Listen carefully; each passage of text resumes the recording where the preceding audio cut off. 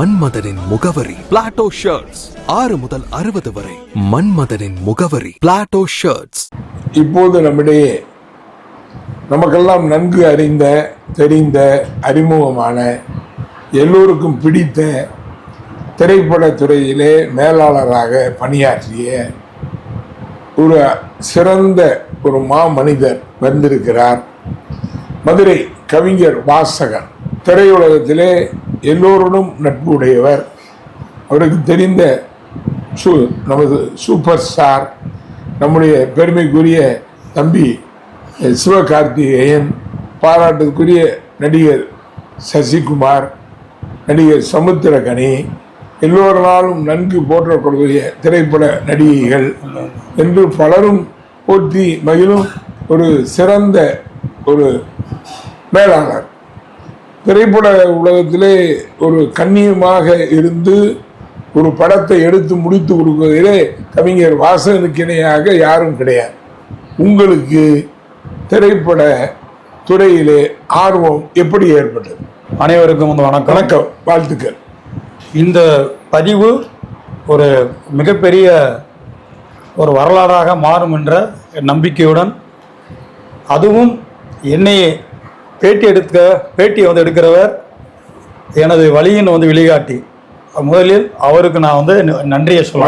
வாழ்த்துக்கள். ஒரு கல்வி தகுதியோடு நாங்கள் முடிச்சுட்டு ஒரு தனியார் துறையில் போய் வேலை பார்த்தோம். அந்த தனியார் துறையில் வேலை பார்த்துட்டு இருக்க போகும்போது தான் ஐயா மாதிரி ஆளுங்க மதுரையில் அமுதசுரபி கலைமன்றம் அப்படின்ட்டு ஒரு அருமையான ஒரு கலைமன்றம். நம்ம தலைவர் தலைவர் பாலகிருஷ்ணன், நற்பணி நாயகன் பாலகிருஷ்ணன். நற்பணி நாயகன் பாலகிருஷ்ணன் அவர் இன்னைக்கு நம்மள்ட்ட அவரோட ஐயாவும் நானும் அந்த தொடர்புல இருக்க போகும்போது 365 நாட்கள் ஒரு ஆண்டாக இருந்தாலும் ஒரே ஒரு நாள் மட்டும் மதுரையை கரங்கடிச்சிருவார். கரங்கடிச்சு எல்லாருடைய பார்வையும் அவர் மேலே, அந்த தலைவர் மேலே விழுகும். பெரிய காரணம் என்ன கேட்டிங்கன்னா, அவர் மாதிரி நேர்த்தியாக ஒரு விழாவை நடத்த முடியாது. அந்த நற்பணி நாயகன் திரு பாலகிருஷ்ணன் அவருடைய மறைவுக்கு நம்முடைய ஆழ்ந்த வருத்தத்தை தெரிவித்துக் கொள்ளும் அனுதாபத்தையும் நான் தெரிவிச்சுக்கிறேன். ஆமா, அவரோட எங்களுக்கெல்லாம் பழக்கமான அதை நிகழ்ச்சி தொகுத்து வழங்குபவர் ஐயா தான், நான் தான்.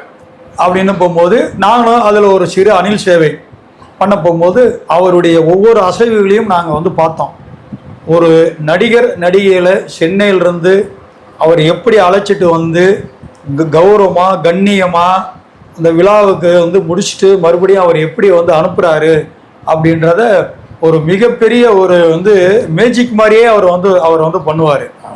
தேவையில்லாமல் ஒரு சின்ன துளி கூட அவங்கக்கிட்ட யாரும் நெருங்காத அளவுக்கு அவர் பார்த்து வந்துக்குருவார்.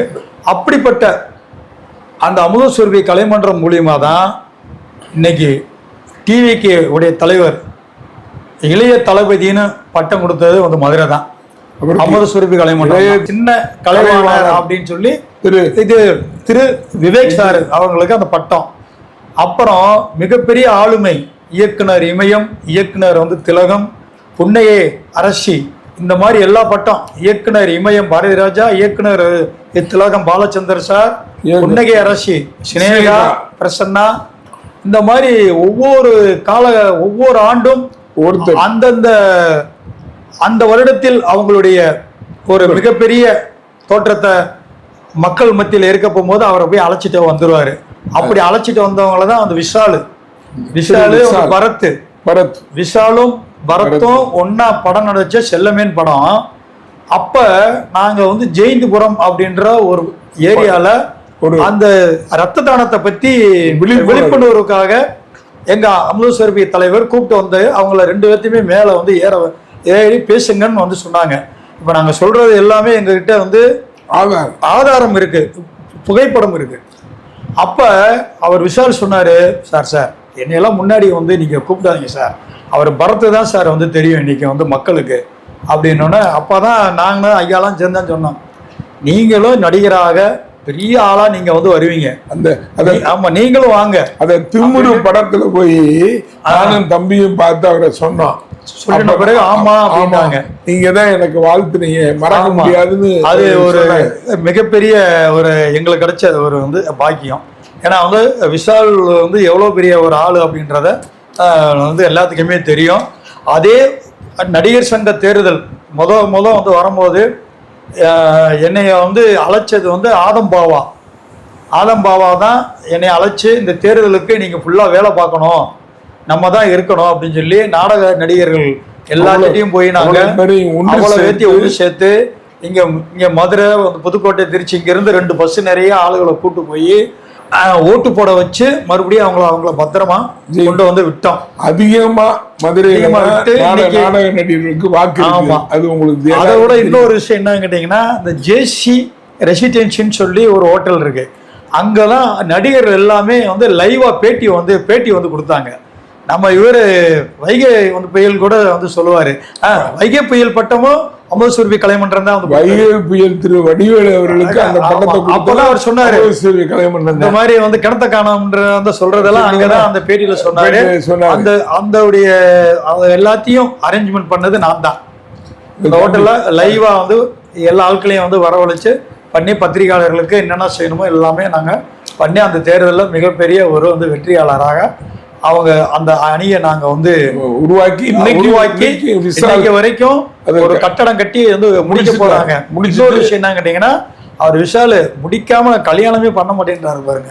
இந்த மாதிரி கொள்கை ரீதியான மனிதரை பார்க்க முடியாது. அப்புறம் அதுக்கிடையில இப்ப தளபதியுடைய பிறந்த நாளுக்கு நானு ஐயா இன்னொருத்தர் 3 பேருமே போய் அவர் மேடையில வாழ்த்தணும்.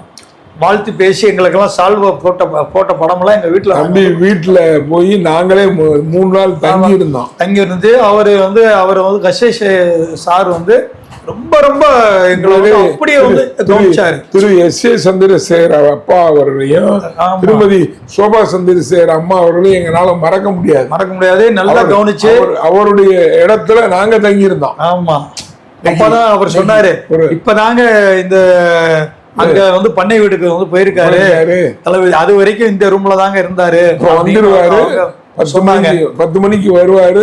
இப்ப நான் அந்த சாலிகிராமத்துல அந்த வீட்டு பக்கம் நடந்து போகும் போதெல்லாம் அது எனக்கு அந்த ஞாபகம் தான் வரும். இன்னைக்கு எங்க காலில் விழுந்து ஒரு ஆசி வாங்க சொன்னது ஞாபகம் இருக்குங்க.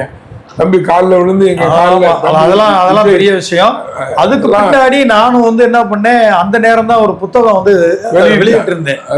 அப்புறமேல அவர் கவிதை புத்தகம் எல்லாருக்கும் பிடிக்கும். அப்ப ஒரு சார்ட்ட பேசினேன், கஷேஷ் சார்ட்ட, சார் நான் தளபதியை பத்தி ஒரு புத்தகம் போடலாம்ன்றீங்க. ஆமா, ஆனா என்னால எழுதி தான் தர முடியும் அப்படின்னு சொன்னோன்னா, நல்ல ஒரு முயற்சி எழுதுங்கன்றாரு. அதே மாதிரி எழுதி அந்த புத்தகத்தை அனுப்பிச்சேன். அவங்க இது வரைக்கும் புத்தகம் போட்டாங்களா இல்லையான்னு தெரியல. என்கிட்ட காப்பி இருக்கு.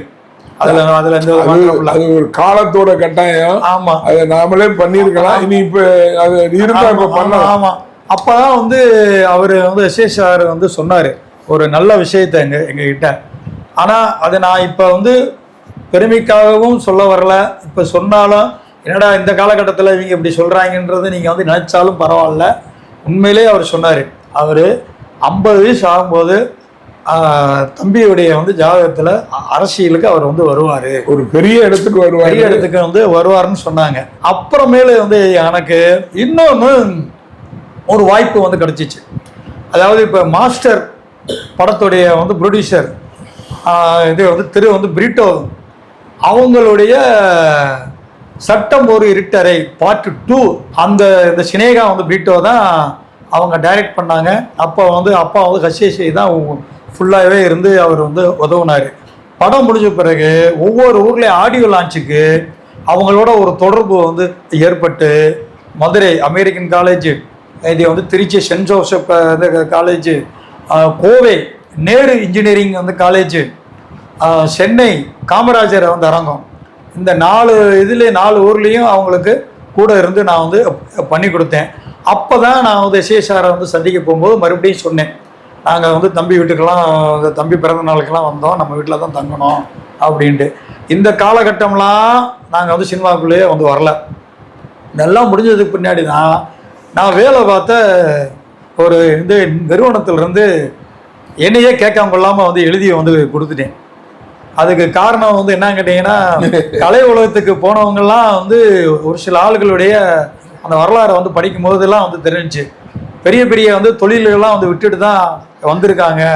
அதுக்கு வந்து பழைய நடிகர் வந்து ரவிச்சந்திரன் சார், நம்ம வந்து திரு நாகேஷ் சார், வந்து டெல்லி கணேஷ், நம்ம வந்து கே பாலச்சந்தர் சார், எல்லாமே இவங்களெல்லாம் ஒரு பல்வேறு ஆளுகளை கேள்விப்பட்டோன்னா சரி ஒரு துளியாச்சும் நம்ம பார்த்துருவோம். இது வந்து கடல், இது கடல்ன்றது ஆமா நமக்கு நீச்சல் தெரியாது, ஆனால் நீச்சல் அடிக்கிற மாதிரியாச்சும் கடலுக்குள்ள இருப்போம் அப்படின்றத ஒரு தோரணையில திடீர்னு வந்து இருக்க போகும்போது ஒரு டைரக்டர் வந்து எனக்கு அறிமுகமாகி மதுரையில் வந்து படப்பூஜை, அந்த படப்பூஜையில் நீங்களாம் வந்து பேசுங்க அப்படின்னு சொல்ல போகும்போது நாங்கள் போய் பேச போகும்போது தான் எனக்கு சினிமா மேலே ஒரு ஆர்வம் வந்துச்சு. ரைட்டு அப்படின்ன பிறகு அவர் என்ன வந்து சொன்னார், அந்த டைரக்டரு, சார் நீங்கள் வந்து சென்னைக்கெல்லாம் வந்து கஷ்டம் வந்து பட வேணாம், ஏன்னா நீங்கள் வந்து ஒரு வயசுக்கு மேலே நீங்கள் வந்து ஆயிட்டீங்க, அதனால் நீங்கள் மதுரையிலே வந்து இருந்து மதுரையில் வந்து லொக்கேஷன் மேனேஜராக உங்களுக்கு ஒரு வாய்ப்பு வந்து கிடைக்கிற மாதிரி நீங்கள் பாருங்கள் அப்படின்னு போகும்போது அவர் சொல்லிட்டு வந்து போயிட்டாரு. அப்புறமேல அவரே வந்து என்னைய கூப்பிட்டு, எல்லா இடத்துலையும் பாசம் வழுக்கு. ஆமா, அவரே என்னைய கூப்பிட்டு, ஆமா ஜிகர்தண்டா படத்துல நீங்க போலீஸ் வந்து பெர்மிஷன் வாங்கித்தாங்க அப்படின்னு வந்து சொல்ல போகும்போதுதான் எனக்கு அது வரைக்கும் சினிமானா என்னன்னு எனக்கு தெரியாது, நம்ம ஷூட்டிங்கும் பார்த்ததில்லை. அதனால திடீர்னு வந்து அந்த படத்துக்கு நான் வந்து லொகேஷன் மேனேஜர் ஆகி எங்களுக்கு தெரிஞ்ச வந்து இடங்கள் ஃபுல்லாக போய் வந்து காமிச்சோன்னா அவர் கார்த்திக் சுப்ராஜ் சார் வந்து எல்லாத்தையுமே பார்த்துட்டு இந்த இடம் வேணும், இந்த இடம் எல்லாமே சாட் போட்டு வந்து கொடுத்தோன்னே பெர்மிஷன் வந்து வாங்கினேன். அது என்னுடைய வாழ்க்கையில், அதாவது பெஸ்ட் இம்ப்ரெஷன் சொன்ன மாதிரி முதல் படத்துலேயும் எனக்கு ஒரு நல்ல ஒரு பேர், ஒரு மாற்றம் அந்த படம் சேர்த்தோம்னா. அப்போ அதே கார்த்திக் சுப்ராஜ் வந்து சொன்னார், இது ஒரு சீக்ரெட்டான சீனு, இது உங்களை விட்டால் வேற யாரும் பண்ண முடியாது அப்படின்னு சொல்லிட்டு என்ன பண்ணாருன்னா, குமார் இன்று முதல் அப்படின்ட்டு அந்த நம்ம அலுவனி குமார்னு அதை வந்து உங்க முதுகுல தான் நாங்க பச்சை குத்த போறோம் அப்படின்னு சொல்லி, ஆமா நீங்க பெர்மிஷனை வந்து வாங்கி மட்டும் வந்து கொடுத்துருங்க, அந்தந்த இடத்துல நீங்க இந்த படத்துல ஒரு சீன் வரீங்க அப்படின்னு சொன்னோன்னே உடனே கூட இருந்தவங்களுக்கெல்லாம் ரொம்ப இது, என்னையா அவனை கூப்பிட்டு இப்படிலாம் சொல்றாரு நம்பரு. அதே மாதிரி அமிர்தம் தேட்டரில், மதுரை அமிர்தம் தேட்டரில் ஷூட்டிங் போயிட்டு இருக்க போகும்போது என்னைய கூப்பிட்டு போய் இந்த டாட் போட்டாங்க. டாட் போட்டுட்டு வர்றதுக்குள்ள இங்கே பேக்கப் ஆயிடுச்சு. இங்கே பேக்கப் ஆனோன்னா உடனே வந்து அவர் காய்ச்சி சொல்லிட்டு, சார் நம்ம இங்கே லொகேஷன் மேனேஜரை கூப்பிட்டு போய் ஒரு ரூமில் வந்து அடைச்சிருங்க, அதுக்குள்ளே யாரையுமே வந்து விட்டுறாதீங்க, இவருடைய வந்து முதுவை யாரையுமே ஃபோட்டோ எடுத்துகிற வந்து கூடாது அப்படின்ட்டு எனக்கு ஒரு வந்து உதவியாளரை உள்ளே போட்டு அன்னைக்கு நைட்டு ஃபுல்லாக நான் வந்து இப்படியே தான் வந்து படுத்திருந்தேன். இப்படி மட்ட மலக்கெல்லாம் படுக்க கூடாது, இப்படி வந்து குப்புறதாவே குமார். ஆமா, அது மறுநாள் காலையில நான் ஒரு 11 மணிக்கு சென்னைக்கு போய் ஒரு முக்கியமான ஃபங்க்ஷன் அட்டன் பண்ண வந்த வேண்டியதாக இருந்துச்சு. அது எனக்கு ஒரு வந்து இயக்குனர் வந்து வெங்கடேஷ்னு சொல்லி என் மாப்பிள்ள, அவர் ஒரு வந்து டாக்குமெண்ட்ரி ஃபிலிம் எடுத்து அதுக்கு வந்து ரஷ்யன் கல்ச்சர் வந்து சென்டரில் ஒரு பெரிய வந்து விழா, அந்த வந்து டாக்குமெண்ட்ரி ஃபுல்லாக அவருக்கு நான் தான் வந்து ஹெல்ப் பண்ணனால, மாமா என்ன இருந்தாலும் நீங்கள் 5 மணிக்கெல்லாம் சென்னையில் இருக்கணும்னு சொன்னோன்னே, அப்புறம் இவர் கார்த்திக் சுப்ராஜ் சார் வந்து காலையில் என்னை 7 மணிக்கெல்லாம் வந்து வரவழைச்சு ஃபஸ்ட்டு ஷாட்டு வந்து எடுத்து முடித்த பிறகு என் முதுகில் ஒரு 4 பேர் வந்து விளாண்டாங்க. என்னத்தையோ போட்டு தேய்ச்சி பார்க்குறாங்க, போவே வந்து மாட்டுது. அப்புறம் ஒருத்தர் போட்டு வந்து ஒரு குச்சி மாதிரி வச்சு சுரண்டுறாரு, எனக்கு வந்து வலிக்குது. அப்புறமேலு தான் அவர் டைரக்டர் போய் சொல்லுவாங்க, சார் பாதி தான் சார் போகுது, பாதி வந்து போக மாட்டுது என்னன்னா. அப்போ நான் சொல்லிட்டேன், இல்லைங்க நான் யார்ட்டையும் காட்ட போகிறதில்ல, என் முதுவை எதுக்கு நான் அதுக்கு அடுத்த ஆள்கிட்ட காட்டுறேன் அப்படின்ட்டு தான் நான் இங்கேருந்து கிளம்பி நான் வந்து சென்னையில் போய் அது வந்து எனக்கு ஒரு மிகப்பெரியது. அந்த படத்துடைய வந்து ப்ரொடக்ஷன் மேனேஜர் வந்து என்ன சொன்னாருன்னா, பாலகோபி சார், இன்றைக்கும் அவர் தான் மேனேஜர், இன்றைக்கி அவர் தான் வந்து தலைவர்னு வந்ததுன்னா, அவர் தான் சொன்னார், ஆனால் நீங்கள் வந்து ஒரு சிரமம் இல்லாமல் நீங்கள் வந்து பண்ணிட்டீங்க, அப்படின்னு சொல்ல போகும்போது அந்த மேனேஜர் தான் சதுரங்க வேட்டைன்னு வந்து ஒரு படம் இங்க வந்து கொண்டு வந்தாரு. இவர் வந்து இவர் நட்டி நடிச்சவர் ஹெச் வந்து வினோத் சார். அதுக்கு ஒரு கிட்டத்தட்ட 11 நாள் வந்து பெர்மிஷன் வாங்கிட்டு அவரோடையும் நம்ம இருந்தோம். அதே மாதிரிதான் சதுரங்க வேட்டை படம் வெளியில வந்ததுக்கு பின்னாடி முத ஹெச் வினோத் சாரை கூப்பிட்டு வந்து மதுரையில நான் தான் பாராட்டு விழா வச்சேன். அவர் வரவே மாட்டேன்ட்டாரு. இல்ல நீங்க வரணும், நான் ஒரு விழா பண்றேன்னு சொல்லி அவர் வந்து வரவழைச்சு பண்ணோம். அதெல்லாம் ஆமா இருக்கட்டும். அந்த படத்துலயும் அவர் வச்சு வந்து அவர் வந்து வினோத் சாரு நீங்க ஒரு சீன் வாங்கன்னு சொல்லி என்னைய அந்த படத்துலயும் அவர் வந்து பண்ண வச்சாரு. இப்படி இருக்க போகும்போதுதான் சரி எனக்கு சினிமாவுடைய ஆர்வம், இனி நம்ம சினிமாக்குள்ள நம்ம வந்து பயணிப்போம். போகும்போது இருக்க போகும்போதுதான் அடுத்து வந்து ரஜினி முருகன் படம், அந்த படம் வந்தோன்னா மதுரையில் வந்து நம்ம வந்து லொக்கேஷன் எல்லாம் பார்த்து பண்ணி கொடுத்தோம். அவர் வந்து திரு பொன்ராம் சார் வந்து ரொம்ப அருமையாக இன்னைக்கு வரைக்கும் அவரோட நான் வந்து தொடர்பில் இருக்கேன். இப்போ கொம்புசி ஷூட்டிங் அப்போ கூட போய் அவரை வந்து பார்த்துட்டு வந்தேன். அவரும் வந்து என்கிட்ட இப்போ வரைக்கும் நல்லா வந்து சரிப்பார், நாமளும் வந்து பண்ணுறோம். அப்புறமேல தான் சீமராஜா வந்து படம் வந்து அங்கே குற்றாலம் பக்கம் இருக்க போகும்போது சில வந்து ப்ராப்பர்ட்டி ஒரு மாதிரி இருந்து நீங்கள் பண்ணி கொடுங்கன்னாங்க. பண்ணி கொடுத்துருக்க போகும்போது தான் அதில் என்னைய சார் வந்து நடிக்க வச்சார். நல்லா இருக்கீங்களா அப்படின்னு வந்து அந்த கேட்குறதெல்லாம் படம் ஆரம்பித்து ஒரு 10 நிமிஷத்தில் நம்ம வந்து சிவகார்த்திகேயன் சாரும் நம்ம அண்ணன் வந்து சூர்யா அண்ணனோடையும் நம்ம சிவராஜா படம் இன்னைக்கு அது வந்து மாசம் சன் டிவில வந்து போடும் போதெல்லாம் வந்து யாரோ ஒருத்தங்க எனக்கு போன் போட்டு கூட அந்த படத்தை பார்த்து. ஆமா, அந்த பெருமையெல்லாம் வந்து யாருக்கு சேரும்னா எங்களுடைய பொன்ராம் சாருக்கு தான் சேரும். ஆமா, அவர் தான் வந்து அதில் வந்து நடிக்க வச்சாரு. ஃப்ரெண்ட்ஸ் பிக்சர் அப்படின்ட்டு ஒரு டைரக்டர் வந்து என்பி வந்து இஸ்மாயில்னு சொல்லி எனக்கு வந்து கிடைச்சாரு. அவரோட மட்டும் 5 படம் பண்ணியிருக்கேன் நான். அவர் சின்ன பட்ஜெட்டில் தான் படம் வந்து எடுப்பார். அழகாக தேட்டருக்கு வந்து கொண்டு வந்து வருவார். பிஸ்னஸ் வந்து தெரிஞ்சவர். அவரோட எனக்கு ஒரு வாய்ப்பு வந்து கிடைச்சிச்சு. ஒருத்தங்க அறிமுகப்படுத்தி வச்சாங்க. இன்றைக்கி வந்து எனக்கு வந்து சென்னையில் ஒரு அடையாளம்னா அவர் தான். அப்படி இருக்க போகும்போது அவரோட போய் நாங்கள் ஒரு 4-5 படம் வரைக்கும் வந்து பண்ணிட்டோம். பண்ணி முடிச்சுட்டு அதில் எல்லாத்துலேயுமே ஒரு சீன் வரும்போது மக்கள் நம்மளை பார்க்க ஆரம்பித்தாங்க. இதுக்கு இடையில எப்படி ஒரு இன்னொரு ஆர்வம் வந்துச்சு அப்படின்னு கேட்டிங்கன்னா, தெலுங்கு படம் வந்து செங்கோட்டை ரயில்வே ஸ்டேஷனில் ஷூட்டிங். அப்போ வந்து குமுதம் பத்திரிகையில் ஒருத்தர் பனிமலர்னு சொல்லி ஒரு வந்து ரிப்போர்ட்ரு, தென் மாவட்டம் வந்து கோயம்புத்தூர் இருக்காப்புல. ஆமாம், தென் மாவட்டம் வந்து ரிப்போர்ட்ரு. அவர் என்ன பண்ணார், அவரோட எங்களுக்கு ஏன்னா நாங்கள் தான் பத்திரிக்கை வந்து தொடர்பாளர், நான் ஐயா எல்லாருமே என்ன வேலை பார்த்தாலும் இன்னைக்கு வரைக்கும் நாங்கள் அந்த பத்திரிகையாளரோட தான் நாங்கள் இருக்கோம். அப்படின்னு போகும்போது அவர் என்ன சொன்னார், சார் நீங்கள் தெலுங்கு கொஞ்சம் பேசுவீங்களா? ஆமாம் நான் பேசுவேன். அப்போ வாங்க சார் ஜூனியர் என்டிஆரை போய் பேட்டி எடுக்கணும் அப்படின்னு போய் நான் தான் பேட்டி எடுத்தேன். இன்றைக்கி அந்த வந்து ஃபோட்டோலாம் இருக்குது வந்து என்கிட்ட. அப்புறம் இதுக்கடையில் வந்து பண்ண போகும்போது குங்குமம் வந்து பத்திரிக்கையில் ஒரு கவிதை வந்துச்சு. தமிழ்நாட்டில் 100 கவிஞர்களை தேர்ந்தெடுக்கிறார்கள் வைரமுத்து அப்படின்னு சொல்லி வந்துச்சு.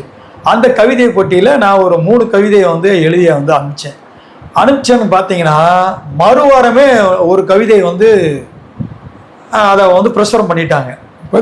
ஆமாம், பதிப்பு பண்ணிட்டு அப்புறம் அந்த கவிதை போட்டிலாம் முடிஞ்ச பிறகு எங்கெல்லாம் தேர்ந்தெடுத்து பொன்மணி மாளிகை ஐயா கவிஞர் வந்து வைரமுத்துடைய அந்த மாளிகையில் வந்து தினகரன் அந்த வந்து குங்குமம் அவங்களுடைய அலுவலர் ஆசிரியர்கள்லாம் வந்து எங்களுக்கு பரிசு வந்து கொடுத்தாங்க.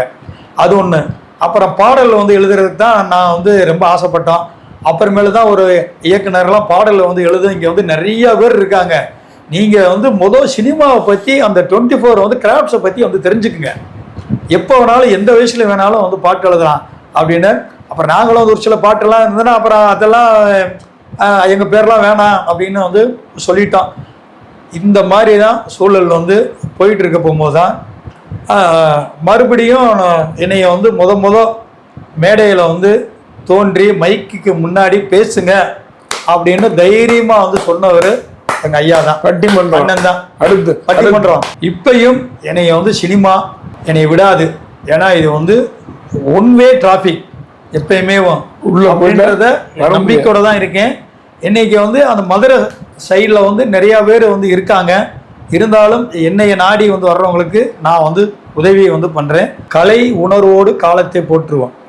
எப்பயுமே நம்ம வந்து கலைத்தாயை நம்ம வந்து வணங்கினா அவங்க நம்மளை கைவிட மாட்டாங்க அப்படின்றத ஒரு வந்து நம்பிக்கையோட நாங்கள் வந்து இருக்கோம். பார்த்தீங்கன்னா எனக்கு இன்னொரு வந்து முக்கியமான இயக்குனரை நான் வந்து சொல்லியே ஆகணும். ஏன்னா அவர் என் மேலே அவ்வளவு அன்பு பாசமும் நேசமும் வச்சுக்கிட்டு இருக்காரு. தி ரோடு அப்படின்ட்டு ஒரு படம். அந்த படம் பார்த்தீங்கன்னா வந்து திரிஷா மேம், எம்எஸ் பாஸ்கர், வினோத் வந்து சாகர், அந்த பிரசன்னா நிறையா பேர் இருக்காங்க. அந்த சார்பட்டா வந்து பரம்பரையில் நடித்த வந்து ரோஸு. இந்த படம் ஃபுல்லாகவே எனக்கு வேலை வாய்ப்பு வந்து கொடுத்தாரு. அந்த படம் ஃபுல்லாக வேலை வந்து பார்த்தேன். நான் என்னைய வந்து ஒரு சீனில் நடிக்கணும்னு சொன்னார். சுற்றி உள்ளவங்களாம் சொன்னாங்க, வேணாங்க அவர் என்னத்தங்க அவர் பண்ண போகிறாரு அப்படின்னோன்னா, டைரக்டரும் இல்லை அவர் பண்ணுவார் பாருங்க அப்படின்ட்டு ஒரு ஆடு மேய்க்கிற சீனு பார்த்தீங்கன்னா வந்து நான், திரிஷா மேடம், அண்ணன் வந்து எம்எஸ் பாஸ்கர் 3 பேரும் சீனு நடித்து முடிச்சிட்டோம். கரெக்டாக ஒரு 3 மணி நேரத்தில் அந்த சீன் வந்து முடிஞ்சு உடனேவும் இயக்குனர் வந்து அவங்க வந்து திரிஷா மேடத்திட்டையும் எம்எஸ் பாஸ்கர் அண்ணன்ட்டையும், இவர் நம்ம படத்துடைய மேனேஜரு அப்படின்னு சொன்னோன்னே, அப்படியா நல்லா பண்ணுறாரு அப்படின்ட்டு உடனே அந்த மேடம் சொன்னாங்க, சார் இன்றைக்கி வந்து 2 பேட்டா அவருக்கு வந்து தரணும் சார் அப்படின்னு சொல்லி அவங்க வந்து சந்தோஷப்பட்டாங்க. இது வந்து வாழ்க்கையில் வந்து ஒரு வந்து மறக்க முடியாத இது. இன்றைக்கி வரைக்கும் இப்போ இந்த ஜி தமிழ்லாம் அடிக்கடி பார்க்குறவங்க எனக்கு ஃபோன் போட்டு சொல்கிறாங்க, படம் வந்து நல்ல படங்க, இந்த படம்லாம் வந்து நாங்கள் தேட்டரில் பார்க்கல, நாங்கள் வந்து மிஸ் பண்ணிட்டோம் அப்படின்ட்டு இன்றைக்கி வந்து வருத்தப்பட்டு இன்றைக்கி டிவியில் பார்த்துட்டு நிறைய பேர் சொல்கிறாங்க. இதுவும் என்னுடைய சினிமா பயணத்தில் ஒரு மைல்கல். வாங்க மதுரைக்கு வாங்க, மதுரையில் வந்து படப்பிடிப்பை வந்து நடத்துங்க. உங்களுக்கு எந்த இடம் வேணாலும் நாங்கள் வாங்கி கொடுத்து அதை கரெக்டான முறையில் நாங்கள் வந்து பண்ணி வைப்போம்.